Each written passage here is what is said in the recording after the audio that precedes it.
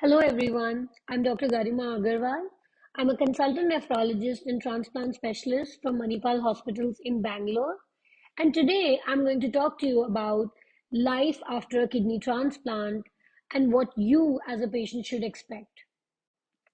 I thought the right way to divide this talk would be to first talk about what are the changes in a patient's health post-transplant and what are the patient's responsibility at various stages post-transplant. So we first talk about the immediate post-transplant period, then we go on to say about the first 6 months post-transplant, and then we discuss the various other aspects that patients are concerned about like sexuality, exercise, travel, driving, etc., etc., and we address those issues after that. I want to first start with letting you know that how transplant is the life-saving treatment for end-stage renal disease.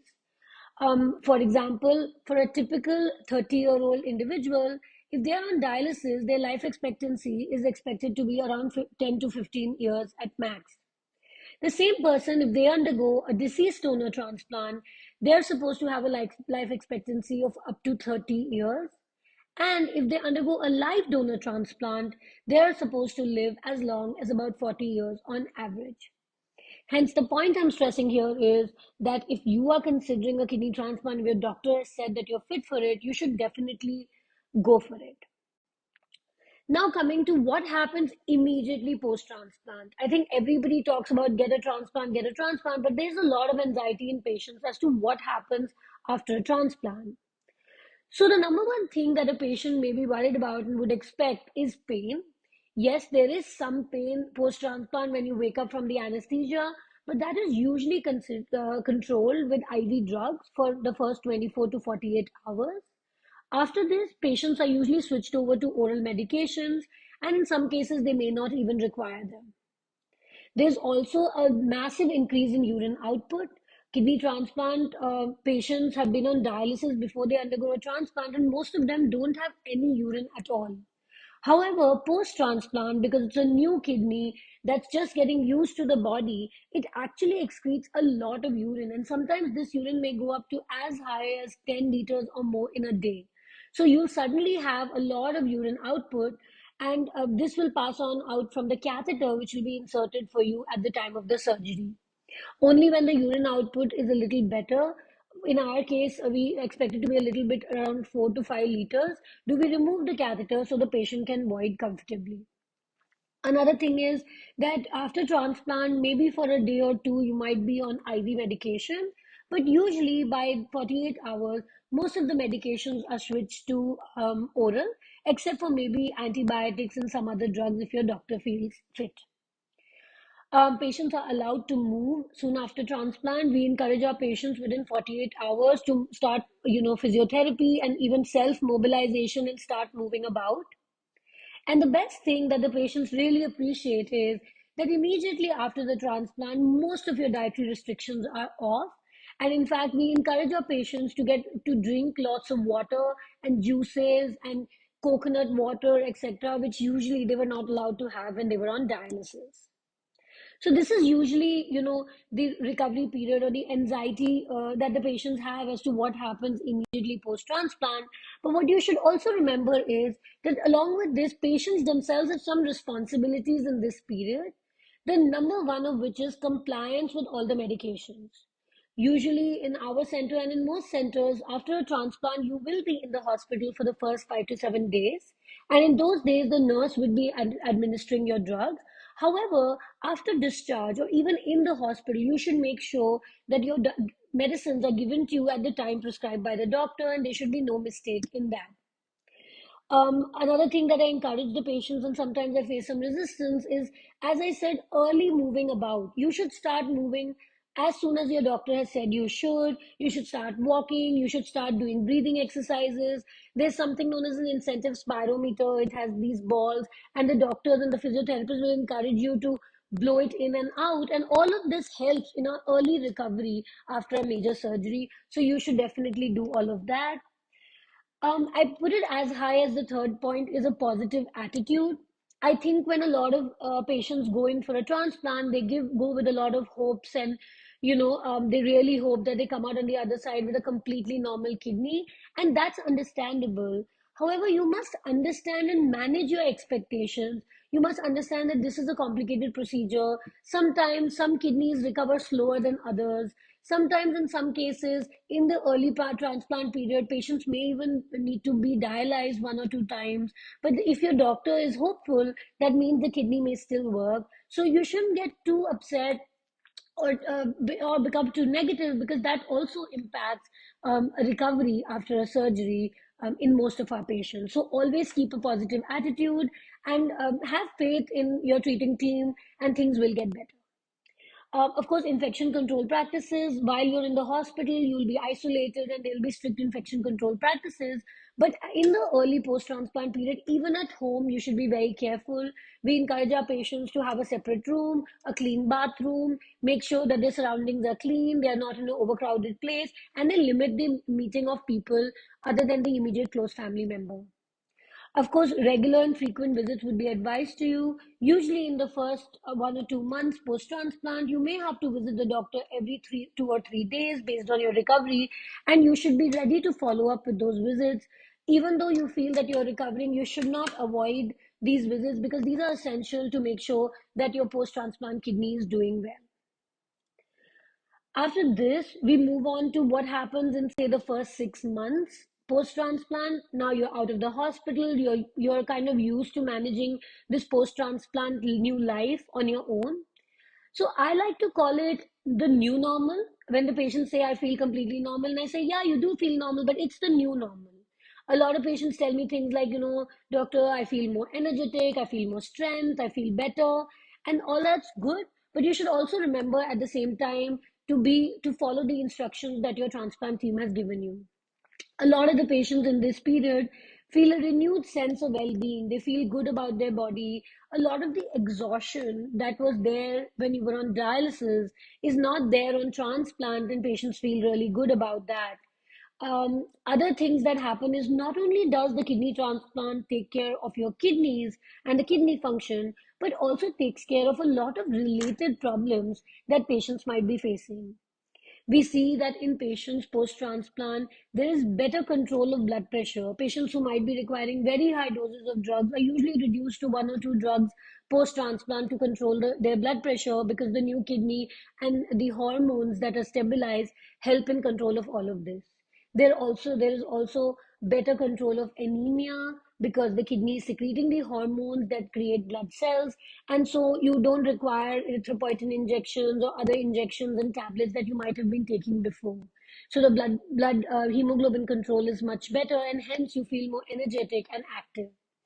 There's also improvement in bone disease of patients who might have been suffering from it while they were on dialysis. Another thing is, there's um, an ability to, though the diabetes control may get a little bit altered post transplant because you are on steroids, etc., which may increase your blood sugars.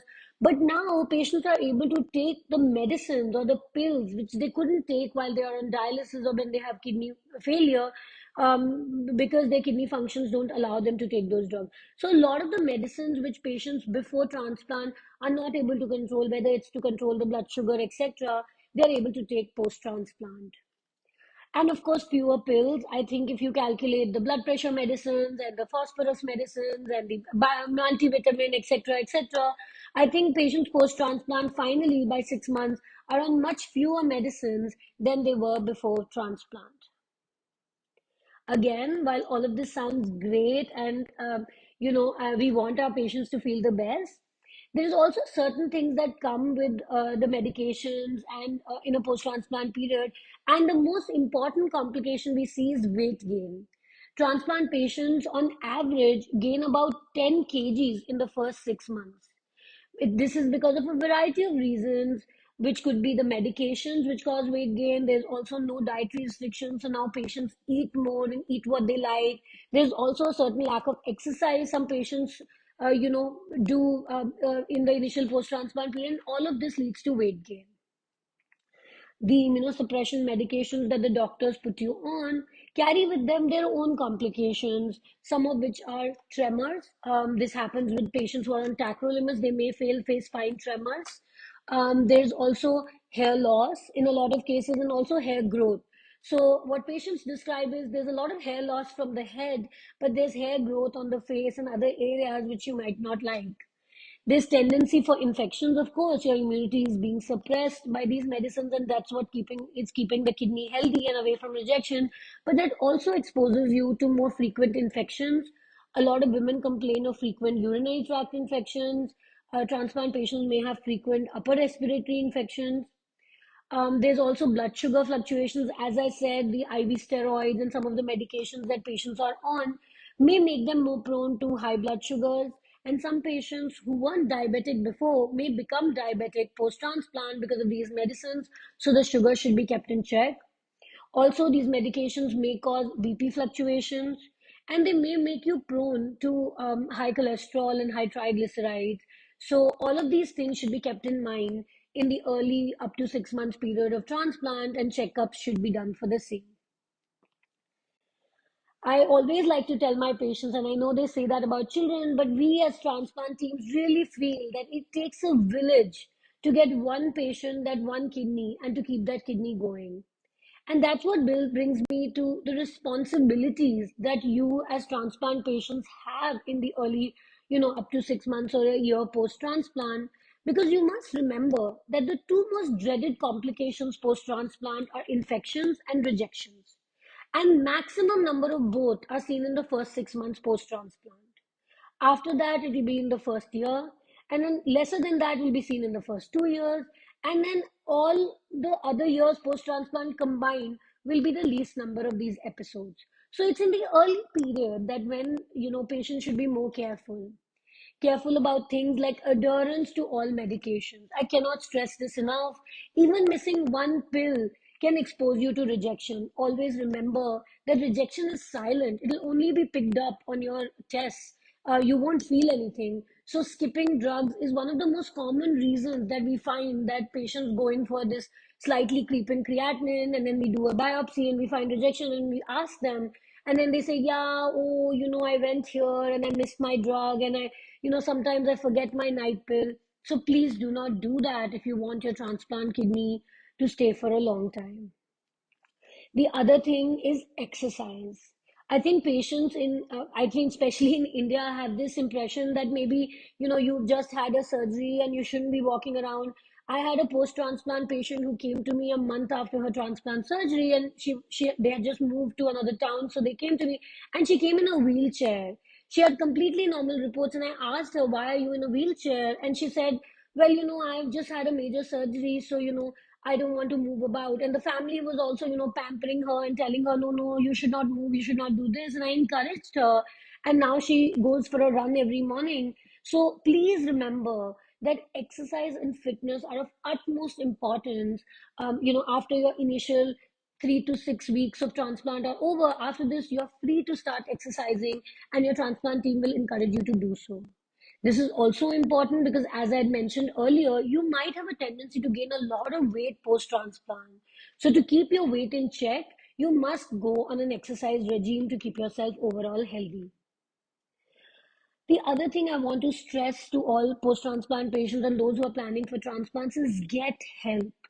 It's not easy. Even post transplant, you may need someone to remind you about your pills. You may need help getting some of the medicines. Yeah, you're fully functional, but it's always nice to involve everybody, or at least the caregiver who is interested in helping you in your care. And so you won't feel so overwhelmed by it all.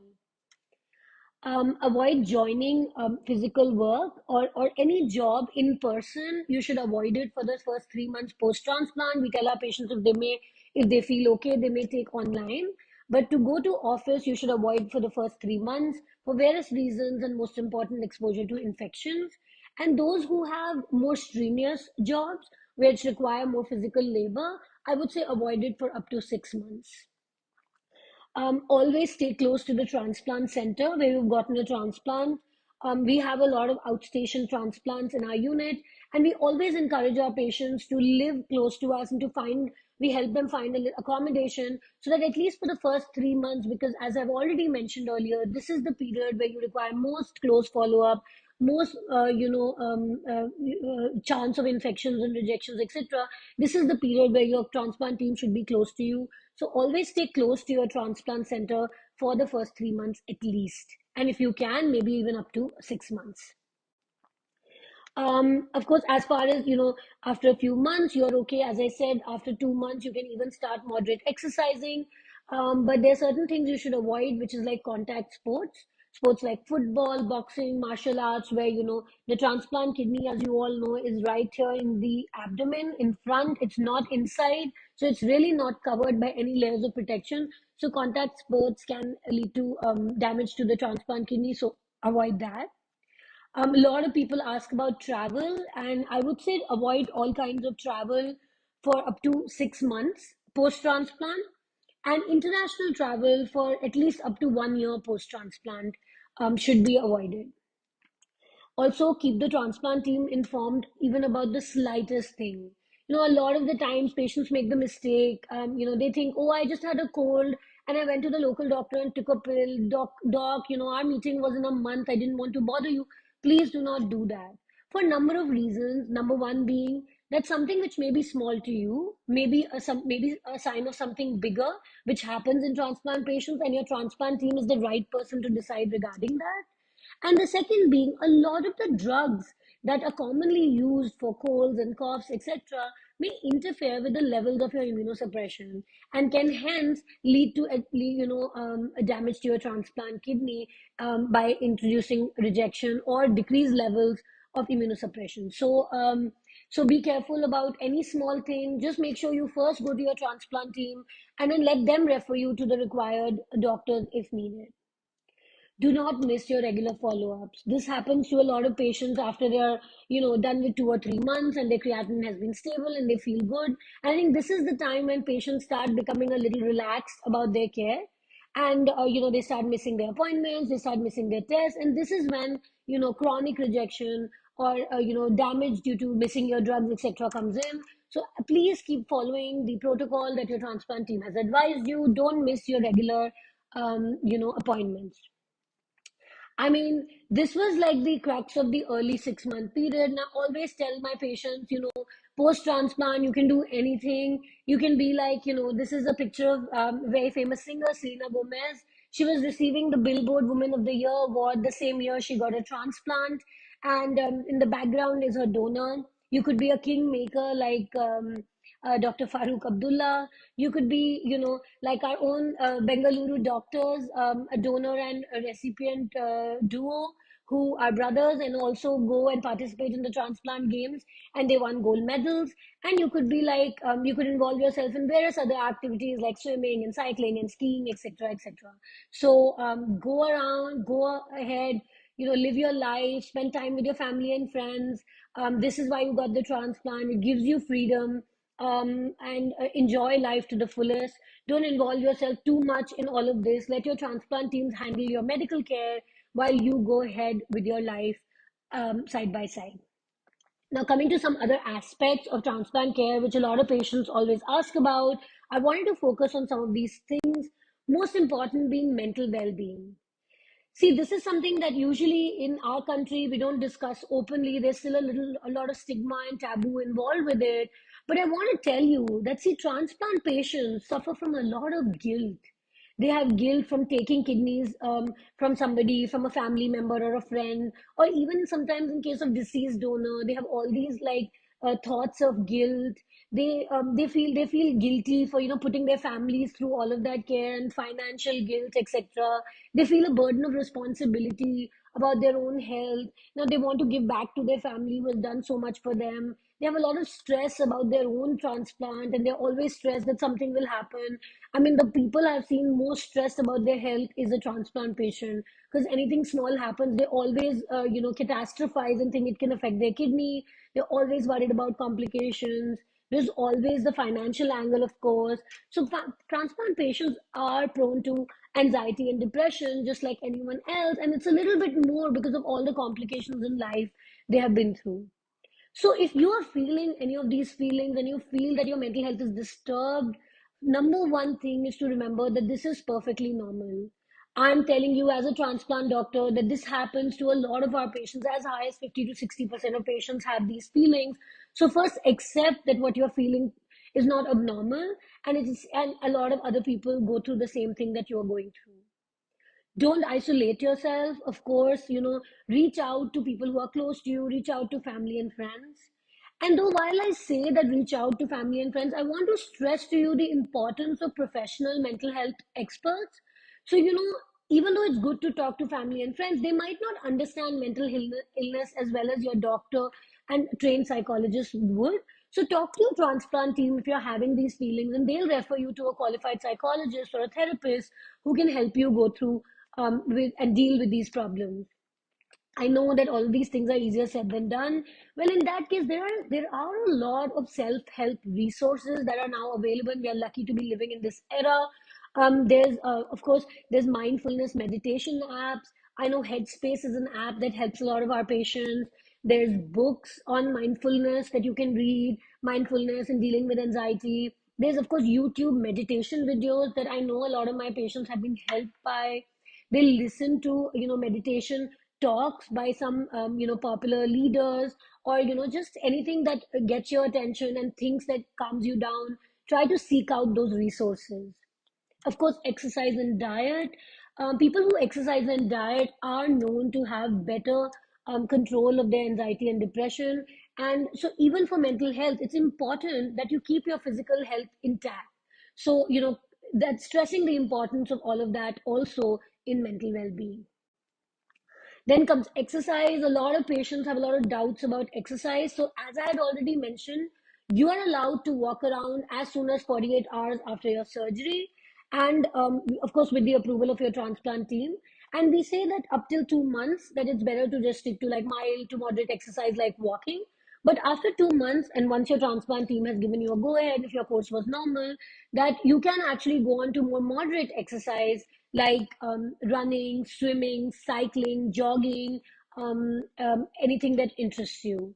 As for people who might be considering going to the gym or weightlifting, we say that up till 2 months, limit your weightlifting to up to 10 kgs, and then weekly you may increase it by 2.5 kgs per week, if that's what you'd like to do, and then see how your body is taking it.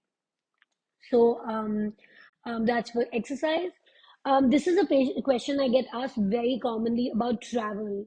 Now we are post-transplant, can we travel? I'm traveling, what do I do? I've already told you that you should limit a travel up to 6 months post-transplant, and international travel up to even up to a year. Whenever you travel as a transplant patient, there are certain handy tips that you should always remember.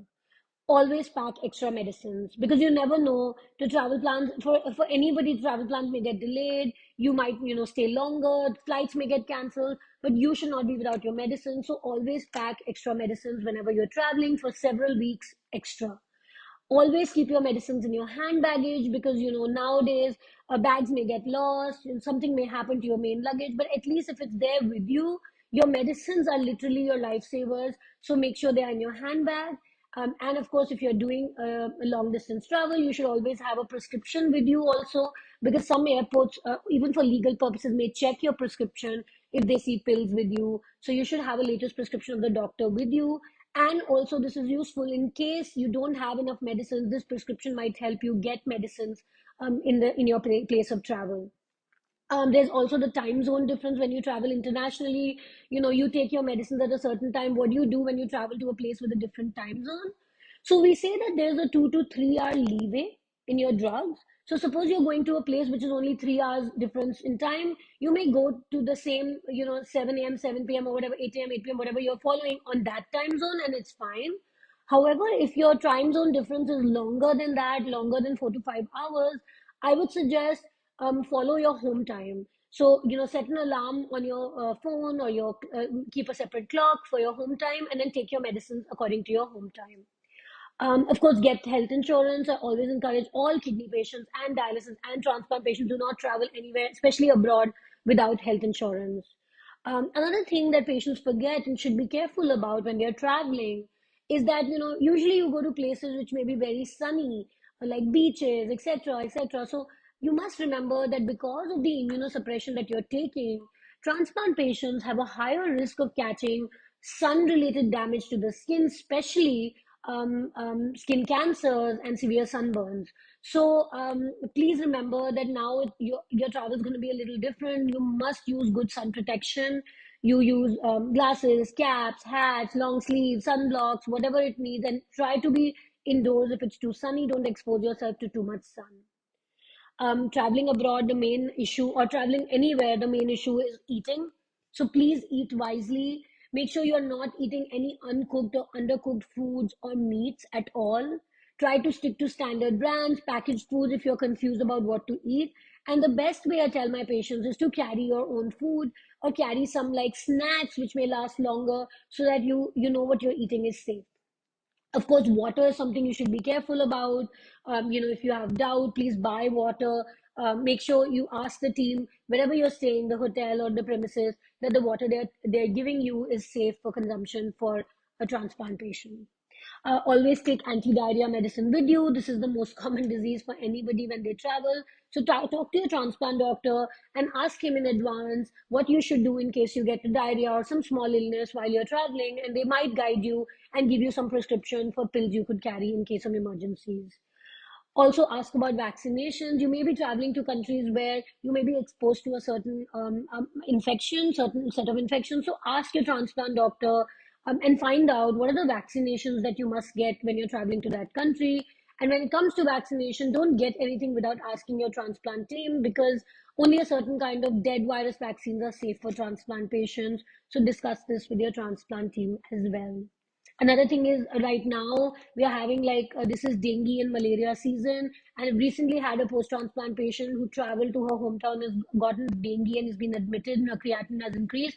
So please carry mosquito repellent. Be very careful when you carry to areas which are endemic for these diseases. Coming to, this is a topic that a lot of women discuss with me. I think because as a woman they feel comfortable, but I think it's on minds of all transplant patients. So definitely, your sexual urge, or your energy for sexual activity is much more post-transplant than it is when you're on dialysis, because you feel so exhausted after dialysis and you have all those fluid issues and all that. But even post-transplant, patient may feel a certain loss of libido, sometimes due to certain medications that the doctors may be giving you, these baby BP medicines, etc. And also, women may face like vaginal dryness or soreness, and which may prevent them from getting sexually active. So, as far as sexual activity is concerned, it's okay to resume sexual activity up to 2 months post-transplant. After your surgical wounds have healed, it's fine to do that. You can discuss this with your doctor. Always use barrier contraception when you're on increased immunosuppression, and also in case of any new sexual partners who are not your monogamous long-term relationship. So please use barrier contraception. This will prevent a lot of STDs and other diseases for you, which are more dangerous for you than for anybody else. Especially in women, they must remember that they must use contraception at least up to 1 year post-transplant, when their creatinine has stabilized and their medications have been modified by their doctors to their lowest levels. Because even an accidental pregnancy while you're on certain transplant medicine may be bad for the fetus, and you don't want to expose the fetus or your body to that. So women especially should be extra careful of using contraception for up to 1 month, 1 year post-transplant. A lot of women ask me about jellies. Yes, you can use lubricant jellies for intercourse if you feel vaginal dryness. I always say to use a sterile pack, a new pack every time. I don't think it's a big investment. At least it'll prevent, you getting infections or anything. And use standard brands, which the packaging is good. Of course, if you are a woman or a man considering for a transplant in the future, you must ask your doctor about vaccination. It's better to get vaccines like hepatitis B vaccine, HPV vaccine in case of women, before you have had a transplant, and before you've had sexual activity in case of HPV. So these all work better when you've had it before transplant. So ask your team about it in case you're planning a transplant in the future. Another thing a lot of women and families are concerned about is pregnancy.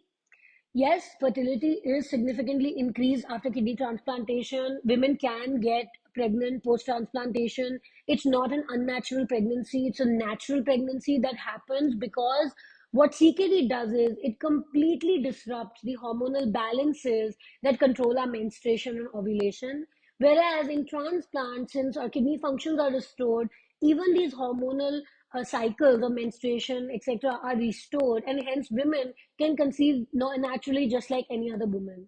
The only thing we are worried about is that it's better that, as I had mentioned earlier, that you are on safe medications which are safe for the fetus. So discuss with your transplant team. Second is this will be too much stress on a post-transplantee's body in the first year of transplant, because then also the medicines are high or the kidney functions may not have normalized, the body may not have adjusted. So all pregnancies we say after 1 or 2 years post-transplant are safer. So those are the things you have to be worried about. um, any pregnancy losses that happen in post-transplant patients are usually seen in the first 3 months. Um, I wouldn't say that a post-transplant pregnancy is as safe as a non-kidney disease pregnancy or a normal, so to speak, pregnancy.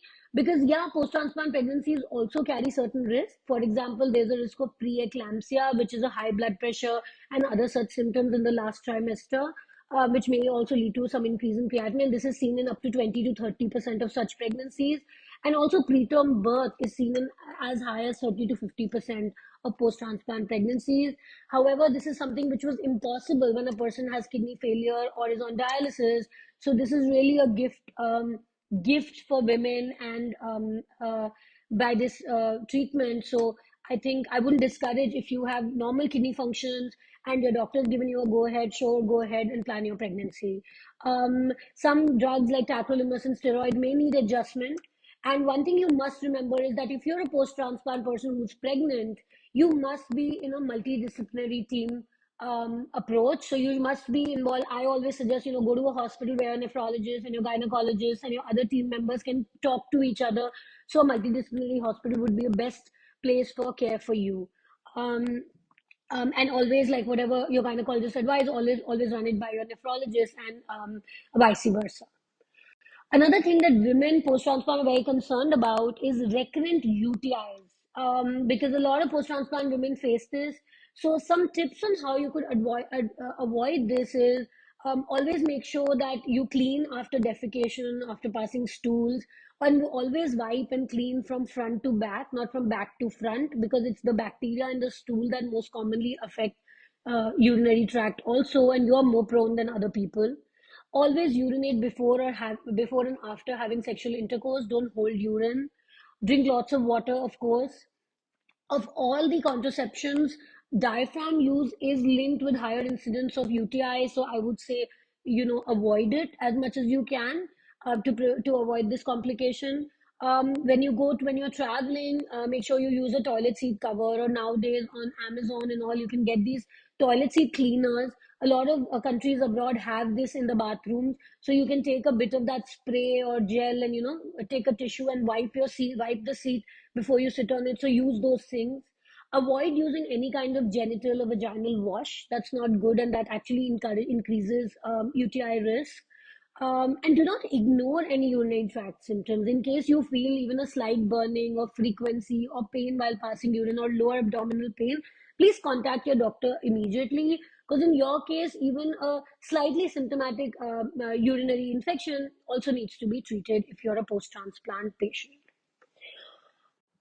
Now coming to pets, this is something that a lot of pet lovers are always concerned about, especially when they're going for transplant, and even when they have. I have a 16-year-old who's, I think, missed the school year. He's at home and he's been insisting, he's a post-transplant patient, and he's insisting on getting cats. So I wanted to address this issue.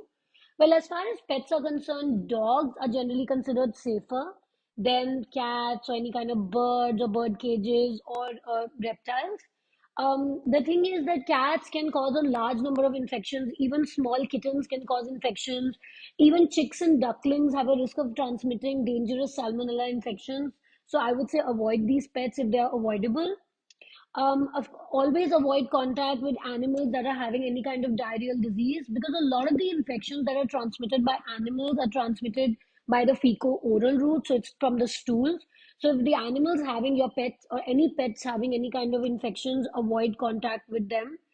Get them treated immediately by the vets. Keep pets, of course, keep pets healthy and get regular checkups done for your pets. Make sure they are vaccinated. Wash hands carefully after handling any pets. Avoid, any kind of scratches or bites, and avoid petting strays because you don't know what they are suffering from. And as I said, fecal-oral contamination, and you don't want to risk that.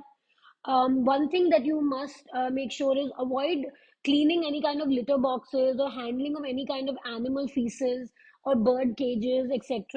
Because these are the concentrated sources of infection. So make sure if you're going to get a pet, there is a way that these can be cleaned by someone else. And if you must do it, make sure that you use gloves. Make sure you do it after 24 hours of the litter or the feces, because this is a lot of the oocytes, etc., especially in cat litter, may stay for up to 24 hours. So it's said to avoid cleaning even for 24 hours and do it after. Make sure you use proper hand sanitization when you do any of this. Avoid contact with monkeys. They are a source of serious infections in immunosuppressed humans. Consider waiting to acquire any kind of pet till your immune system is stable, your reports are stable, you're on low dose of drugs, and that would be, I would say, at least after up to 1 year post transplant. So delay any taking any kind of pets in till up to 1 year, and only after clearance from your doctor. Other small things like patients ask me about gardening. See, gardening, the problem is you should always wear gloves when you're handling like contaminated materials like soil or moss or manure. You should never go barefoot. Don't walk barefoot in the grass or in the field. That's not good. You may get, stung, or you may catch some kind of infection through cuts or bruises. Always, when you're doing gardening, make sure you're wearing shoes, make sure you're wearing socks, make sure you're wearing long sleeve shirts and gloves, etc. So you don't get into contact with any of the contaminated material.